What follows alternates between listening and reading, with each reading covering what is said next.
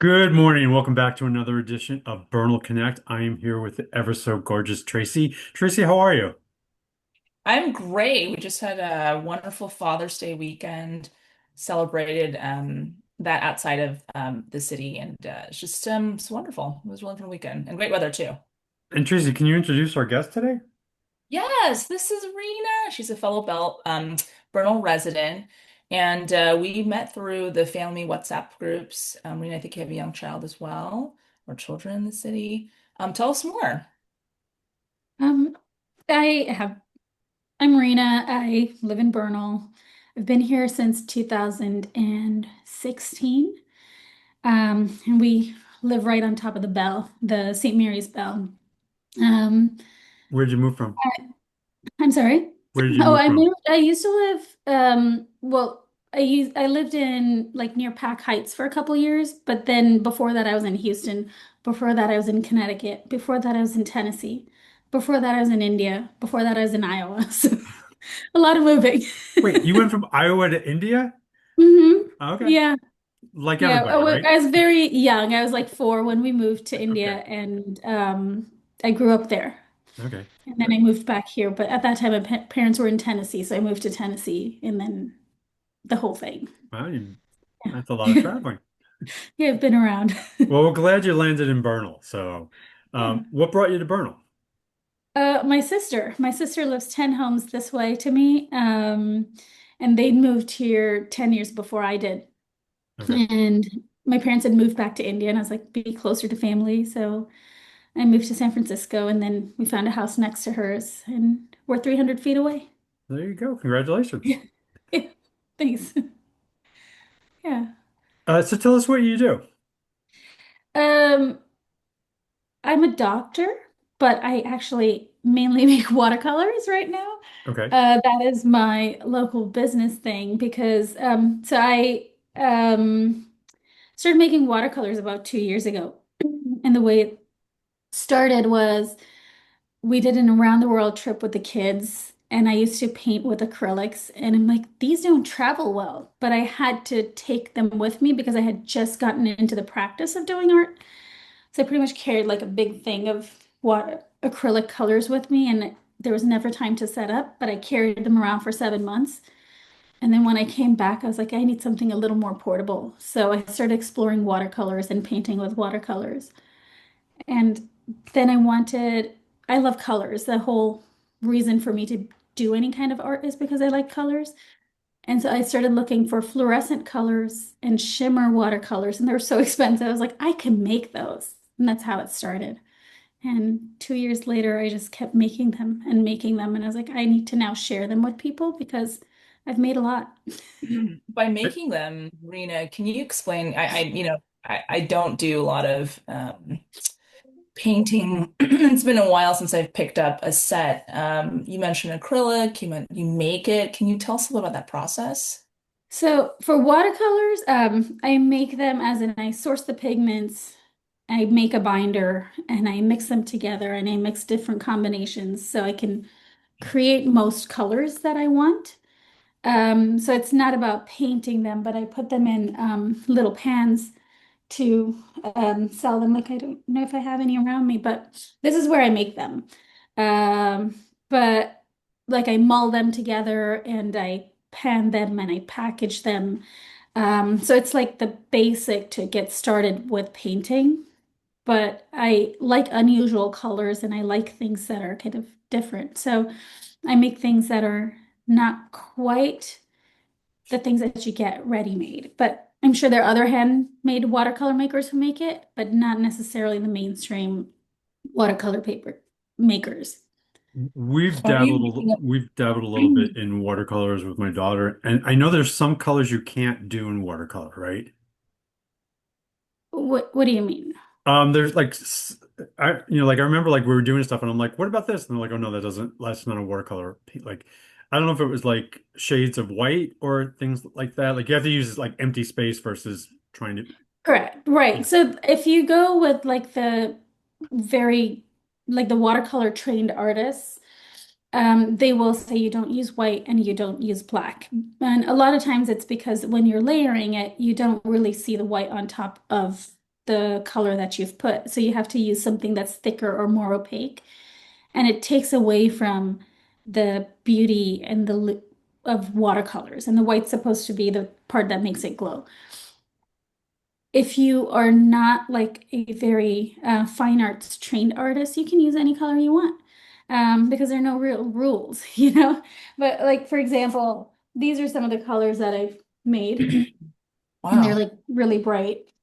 And this is something I'm working on right now, which is different than what I started with, but it's a portrait palette, and it's the palette that would help you paint any face, any skin tone. And usually you can make it with just like a few of the primaries. And if you are trained well or trained for it, you could probably use 4 colors or 5 colors and do it all. But I'm not trained, so I like having the colors that are convenient colors. You know, I can make something from it. So I'm actually working on that right now, and I've created 12 colors, which can help you paint the entire spectrum of skin tones with the shadows, with the glows, and all of that. And that's what I've been working on right now. And where are these available? Um, I mainly sell online. I've sometimes, like, I've done a couple shows where I've gone and sold them, like, street fairs and art fairs, but it's mostly online because I'm at home. I homeschool my kids as well. So we're usually at home, so there's not as much time to go out and market it. Um, So where but I'm online also could they find this? indigorickshaw.com, which is Okay. Indigo Rickshaw is the name of my company, Okay. or Uh, under what I make the watercolors. Okay. Yeah. Tell me a little about Rena, you're a trained doctor. Can you tell us a little about your background, kind of what sparked the interest in doing this? And you mentioned you're not trained, but I'm just looking at some of the what you've drawn so far and it looks very professional. Tell us where it Um, started. I feel like a lot of my journeys have started with either can it travel, which is how I picked medicine because it could travel, or it is something that I feel like, what, you can't make it? Or why is it so expensive? And that's kind of how this started because I looked at some fluorescent colors and they seemed too expensive to me. And I was like, well, I think I can make these. And um, then it just kind of rolls from there where you start making it, you look at fluorescent pigments, and then I'm like, wait, you can make pigments out of bugs, and then you make pigments out of crushing up bugs. And it just kind of keeps going from there. And every time there's something new you discover, and it takes me down a different path and a different path. And I don't think I have a set path. I've kind of arrived where I am right now through just like different things that I've encountered along the way. And I feel like that's how it's going to keep going, probably. But it was like, oh, I'm making watercolors and I need palettes for it. So then I started doing ceramics and I started making little watercolor palettes for it. And I'm like, well, now I need a book to make it in and it has to match my watercolor. So then I made a journal that goes with it. So I feel like things just kind of happen around what the first thing is, but it's not a plan. The original plan was to make a transportable or something that's easy to travel with kit. And it just kind of goes from there or went from there. So how does one discover a bug is the right color? There's a lot of history behind pigment. So this Okay. is something that is like it goes back that cochineal bugs when they're crushed, they make this beautiful red color. And you can turn that into pigment by processing it. And they actually imported these cochineal bugs because they grow on the prickly pear plant, or they usually are on it. That Europe actually took those bugs there because they needed that color. And that's the thing. That's the thing I love about pigments is there's so much history behind so many of these pigments, and how it affected the world, and how there were wars that were fought over pigments of different kinds because they were considered so precious, or it was a color that everyone wanted. Like India, for example, had a whole rising behind indigo farmers because when the English had come, they had taken over an area and they'd gotten the farmers to give them all their indigo plants to process in their factory, and they would prepay them to do it. And then depending on how much they made, they would pay them extra or take from the money that they'd already given. And over the years, it ended up where the farmers really kept growing debt over, and they couldn't grow anything but indigo. And then there was a revolution against it. And so there's like so many things about pigments that are interesting besides just the color, which is where I started with just the color. It was very superficial. It was nothing deep, but then you kind of learn so much more about it. And it's exciting. I gotta say, I'm a little disappointed though, because I was picturing you out in the yard smashing bugs. I'm like, oh, that's a good color. Well, no, I know. That would be cool. It But there's would, so, but I appreciate the yeah, historical, yeah, research that you're yeah, putting into it. yeah. Yeah, there's so much history behind pigments that it's interesting that you can't really find that many new things, but the history is really interesting. Like ultramarine blue, for example. And whenever I get too into it, let me know because I can go on about some of the different colors. It was originally made from lapis lazuli, and it was mostly in the mines in Afghanistan. And so now most of the ultramarine blue you get is synthetic ultramarine blue, so it's a very common color, but it didn't used to be. And so now if you still have like the original ultramarine blue, it's pricey because the only place these mines have it. There are other ones, but mostly Afghanistan is the center of lapis lazuli where the ultramarine blue comes from. So it becomes a precious commodity kind of thing too. And we know, having all taken Art History 101, that certain colors are representative of certain themes and aspects, particularly in religious pictures and things like that. Yeah. Yeah. And color, I feel like colors have so much significance. Like my kids ask me, what's your favorite color? And if you ask them, they'll say my favorite color is blue because I had to pick one. They couldn't take the answer that I like most colors and it depends on what I'm using it for. And then I'll pick this. They're like, no, you have to pick one color. So right now, my favorite color is blue. But I was like, if you ask me on a different day, I might have a different one. They're like, that's okay, but your favorite color is blue. I'm like, okay, my favorite color is blue. Yeah. Shade of Kids need blue. absolutes, absolutely. Yeah. Yeah. Yeah. Tracy, what's your Yeah. favorite color? Green and Yeah, all I'm a shades green. of I'm a it. greener. Yeah. Yeah. Mm. Like sage and it's earthy green and it's all Yeah. throughout my life really. And Yeah. for me it represents life, vividness. Yeah. And yeah, I knew at a pretty young age, which people kind of change colors, like the colors that they like throughout their life. But for me, it's always been green. Yeah. How about you, Mike? You said green? What shade of Definitely green, green? but probably more of an emerald green. And it's more to do with sort of the Irish history and Yeah. heritage and thing like that. It's Yeah. it's just an association with Ireland. So yeah. Yeah. Yeah. So Rena, these are available online. What Hmm. are your plans as far as are you going to expand this or just is this, you're happy with where it's at? Are you going to grow it? What are your plans? Um, it's very small right now. It's so I would like it to grow to a small extent. I don't necessarily want it to be something that becomes a full-time job because it didn't start like that. Um, I do it usually I make it at night after the kids have gone to sleep. So it's more of a release for me. But I clearly love the process of making. I do not like the process of marketing.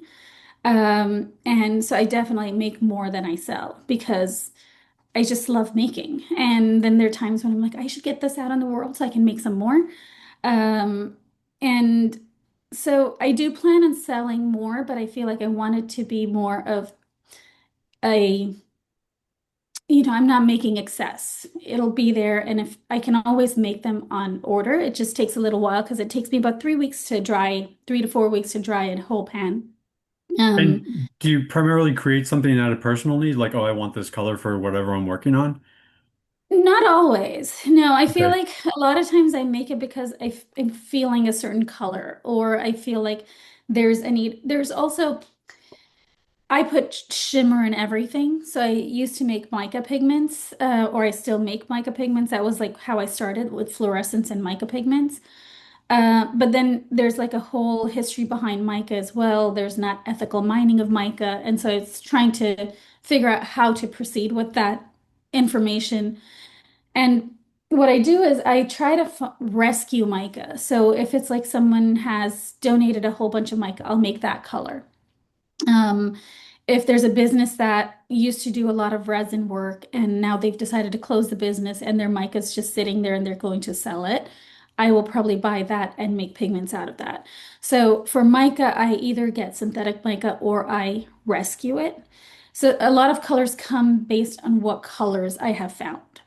And then I make a new color out of it. So like scrap here is like the place I go to and I find so many different pigment powders over there. And then I will try to create something out of that. And did they So each, move or they're about to move, right? yeah. They are moving July 19th. Okay, so for those of you who are familiar with scrap, they go look for their new home. Do Yeah. you know where it's going to be? It's going to be at 141 Industrial Street. There you go, Yeah. right around the No, corner, I know it because I'm right? like, they're gonna move, and I was so sad because it's so close to me. And now it's gonna be 2 minutes closer, so I'm super happy about that. There you go. Right, Yeah. For right. you Actually, crafters out there, different. you're in the know here. Yeah.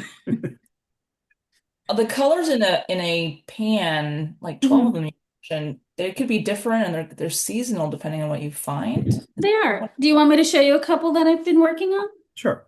Hold on.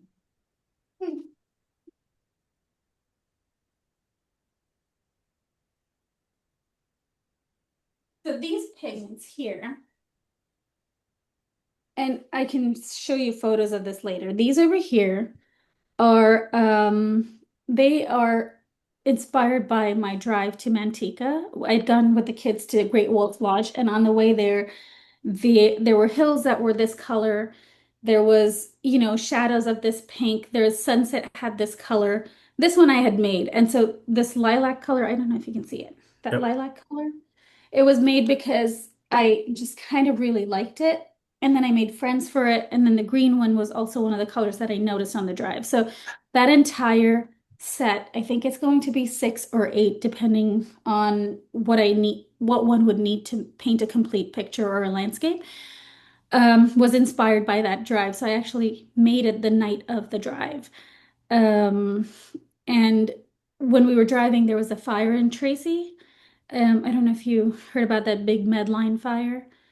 And there was a giant puff of smoke, and that color was really pretty. And I made a color for that. I might have it here. You gotta love an artist, right? Someone's building is Yeah. burning down. It's just like, oh, that's pretty. Wait, let me see. I was pretty proud of that color, but yeah, I don't think I have it here, but it was this one actually. This one, if you see that, this color here Yep. Hmm. was made for that smoke because I took pictures of it and I'm like, this has to be a color. It's just so beautiful. So That's the that's artist. how I make my colors. Like I said, that's the artist. We noticed that you're sporting a pinhole sweatshirt Oh, or yes. Yes. supporting local businesses. There you go. Yes. Yeah. So tell us some of your favorites. Well, obviously pinhole is a Yes. favorite since you're wearing it or not. Well, on that, no, it is. It is. We go there. My kids love the hot chocolate and they like the rainbow on their logo has a rainbow. And so Yep. my logo has a rainbow on it, it looks like that. So we like things that are colorful. So we love going there. Um, I go to Speckle Studio a lot. Hmm. That's where I make my ceramic palettes. And I was happy that it moved from Mission to there because it's closer to me and it's big and beautiful now. We love Moonlight Cafe because my kids love the chow mein noodles there. Um, we go to Good Life for sushi. So like that street's like our thing. And then we go to the Barb for ice cream. Once we go there, there's like everything. We have our snack, we have our dessert, we have our dinner, everything's there. Yeah. Full service corridor, right? Cortland, yes. Yeah, absolutely. Yeah. What about you, Tracy? Where are you going these days? Believe it or not, we actually sat down at Newt's for the first time because since the Really? pandemic, Been telling you basically, forever. I know we've been eating out, so we've just been doing takeout for years and years and years, and we're like, it's really hard to get a spot there. It's a Yeah, it small is. restaurant.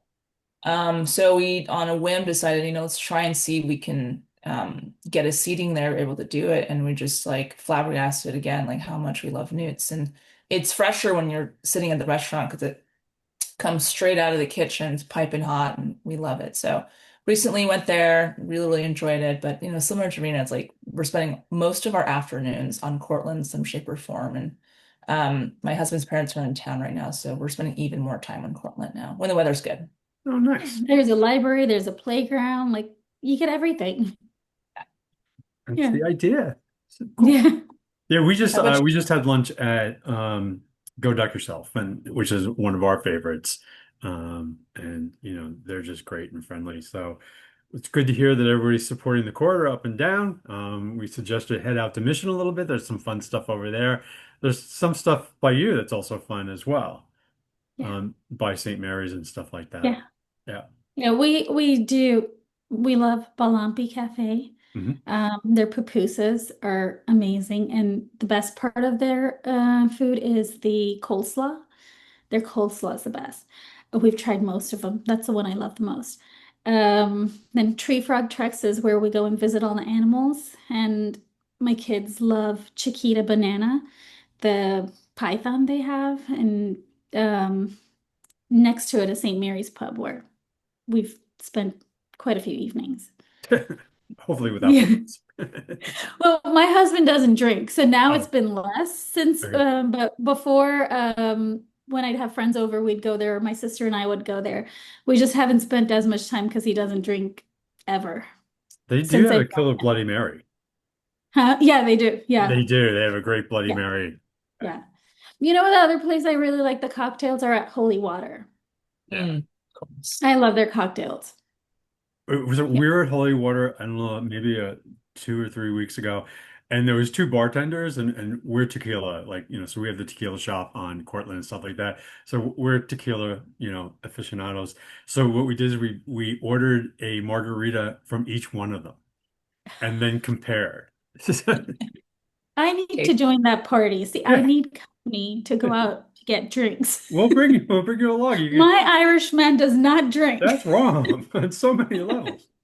But yeah, we actually figured out one was better than the other. I won't tell you who, but it was kind of fun because we intentionally did that just to give them a hard time, and they were acting like they just did make them slightly differently. Yeah. And so it was kind of fun to do that as well. So we love holy water. Holy water. Yes, exactly. I could say that. So cool.